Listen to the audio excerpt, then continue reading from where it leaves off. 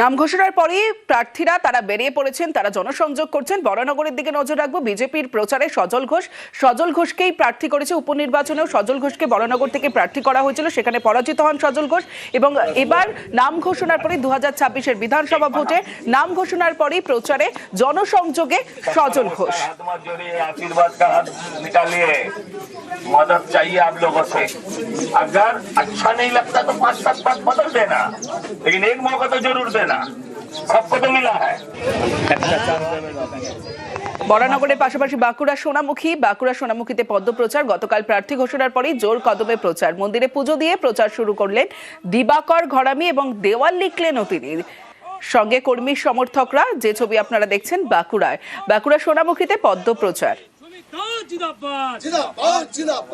আমাদের ভারতীয় জনতা পার্টির পশ্চিমবাংলা যে বিধানসভা নির্বাচন, সেই নির্বাচনের জন্য প্রথম দফার প্রার্থী ঘোষণা হয়েছে। তাই গতকাল আমার নাম পার্টি ঘোষণা করেছে। পার্টি আমার উপরে আস্থা রেখেছেন, পার্টি আমাকে দায়িত্ব দিয়েছেন। তাই আজকে সকালে আমার পাড়ার মন্দিরে একটি শ্যামা মায়ের মন্দির এবং ভোলানাথের মন্দিরে পুজো দিয়ে আমরা প্রচার শুরু করেছি। এবং তার সঙ্গে সঙ্গে আজকে এসেছি এখানে দেয়াল লিখনের মধ্যে দিয়ে আমরা আমাদের প্রচারের আনুষ্ঠানিক সূচনা করলাম। বালুরঘাটেও পদ্ম প্রচার। ভোটের টিকিট মিলতেই প্রচারে বিজেপি প্রার্থী, সস্ত্রীক পুজো দিয়ে প্রচারে পদ্ম প্রার্থী বিদ্যুৎ রায়।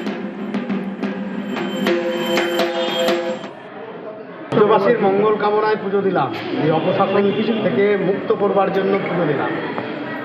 আজকে কি পুজোর মাধ্যমে কি প্রচার অভিযান শুরু করে দিলেন? হ্যাঁ, শুরু করে দিলাম।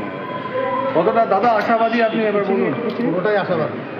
আমি তো ভূমিপুত্র, নিশ্চয়ই সঙ্গে থাকবো, সবসময় পাশে পাবো, মানে আমাকে পাবে সবাই।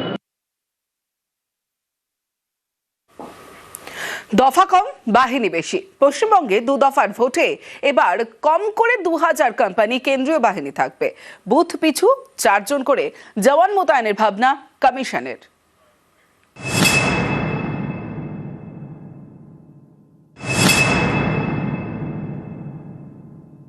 বাংলার বিরুদ্ধে যুদ্ধ ঘোষণা করতে চাইছে। 250-র বেশি আসন পেয়ে জিতবো। এ তো পরাজিতের আর্তনাদ। বাঙালি তৃণমূলের সঙ্গে আর নেই। বাঙালি জিতবে, বিজেপি জিতবে।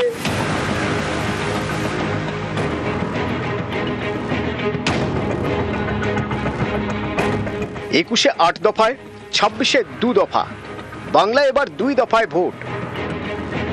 দফা কমিয়ে বাহিনী বাড়ানোর জোর দিয়েছে নির্বাচন কমিশন। 2 দফা ভোটে অন্তত 2000 কোম্পানি বাহিনী মোতায়েন করা হবে। অর্থাৎ বাংলার ভোটে এবার প্রায় 2 লক্ষ কেন্দ্রীয় বাহিনী। প্রথম এবং দ্বিতীয় 2 দফাতেই 2000 কোম্পানি করে বাহিনী থাকবে। কমিশন চায় প্রতি বুথে 4 জন জওয়ান মোতায়েন করতে। ডিএম আর এসপি রেসপন্সিবিলিটি থাকবে ওনার এরিয়ার মধ্যে কোনো সিএপিএফ যে আছে কম্প্রোমাইজ হবে না।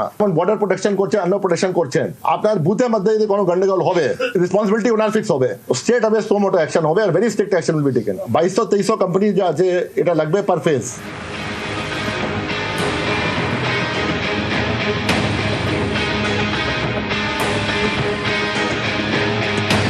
সাধারণত ভোট ঘোষণার পরে রাজ্যে কেন্দ্রীয় বাহিনী আসে।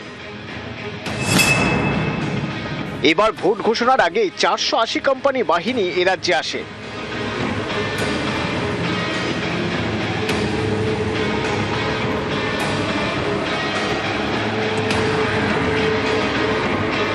আগেরবার দফায় ছিল বেশি, বাহিনী তুলনায় কম। 2021 সালের বিধানসভা ভোট হয়েছিল 8 দফায়, বাহিনী প্রায় 1000 কোম্পানি। 2024-এর লোকসভা ভোট হয় 7 দফায়, সেবার কেন্দ্রীয় বাহিনী ছিল 920 কোম্পানি। এবার 2 দফায় ভোট, কেন্দ্রীয় বাহিনী 2000 কোম্পানি।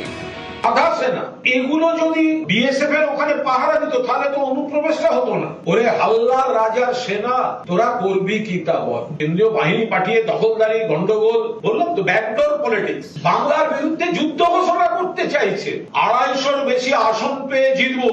এ তো পরাজিতের আর্তনাদ। ভোট হবার আগেই তৃণমূল বুঝে গেছে যে বাঙালি তৃণমূলের সঙ্গে আর নেই। বাঙালি জিতবে, বিজেপি জিতবে। প্রথম বাঙালি জনতার সরকার প্রতিষ্ঠিত হতে চলেছে। এবারে নজিরবিহীনভাবে রাজ্যে 2000 কোম্পানির বেশি কেন্দ্রীয় বাহিনী মোতায়েন করা হচ্ছে। উদ্দেশ্য একটাই, যাতে শান্তিপূর্ণ উপায়ে এ রাজ্যে বিধানসভা ভোট পরিচালনা করা যায়। ক্যামেরায় কুণাল চৌধুরীর সঙ্গে সোমরাজ বন্দ্যোপাধ্যায়, নিউজ 18 বাংলা, কলকাতা। এবার বউবাজারের ছবি দেখাচ্ছি আপনাদের। কেন্দ্রীয় বাহিনীর রুট মার্চ, বউবাজারে আধা সেনার রুট মার্চ।